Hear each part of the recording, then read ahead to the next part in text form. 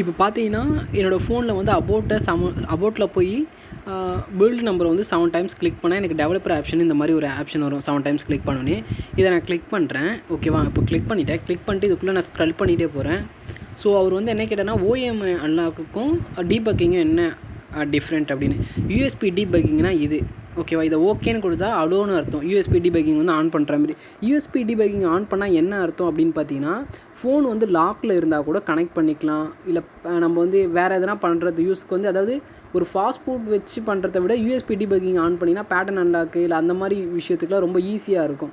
நம்ம வேலை வந்து ஈஸியாக முடிஞ்சிடும். ஏடிபி மோட்லேயே நம்ம வந்து பண்ணிக்கலாம். ஏடிபி மோட் ஆன் இருந்துச்சுன்னு வச்சிங்களேன், இப்போ சாம்சங் மொபைல்லலாம் டவுன்லோட் மோடு வந்து வரல, இல்லை பட்டன் உடஞ்சிருச்சுன்னு வச்சிங்களேன், உங்களுக்கு ரொம்ப கஷ்டமாக இருக்கும். ஓகேவா, டவுன்லோட் மோடு வராது.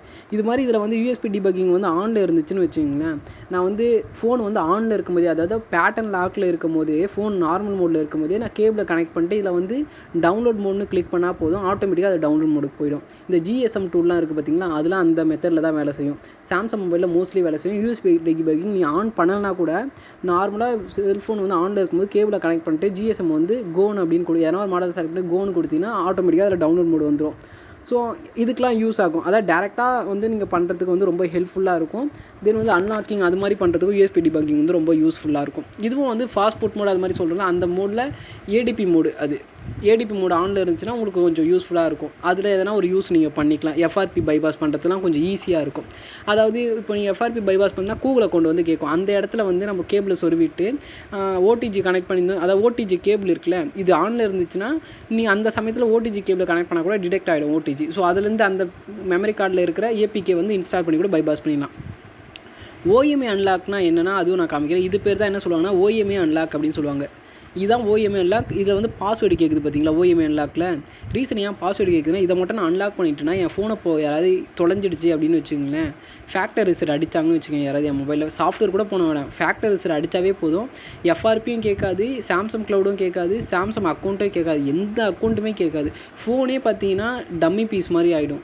என்ன தான் எத்தனை வாட்டி ஃபேக்டர் ரிசெட் பண்ணாலும் எதுவுமே கேட்காது. என்ன அக்கௌண்ட்டும் என்ன லாக்கு என்ன செக்யூரிட்டி என்ன ஆப் லாக் போட்டிருந்தாலுமே ஓஎம்ஏ அன்லாக் பண்ணிட்டீங்கன்னா ஃபோன் எப்படின்னா டிஃபால்ட்டாக எப்படி இருந்துச்சோ அந்த மாதிரி மாறிடும். எந்த ஒரு லாக்குமே இல்லாமல் எந்த ஒரு அக்கௌண்ட்டுமே இல்லை, பியூராக எப்படி இருந்துச்சு அந்த மாதிரி மாறிடும்.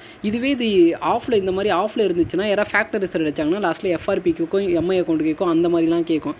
இதை ஆன் பண்ணி வச்சிட்டிங்கன்னு வச்சிங்களேன், அவ்வளோதான்.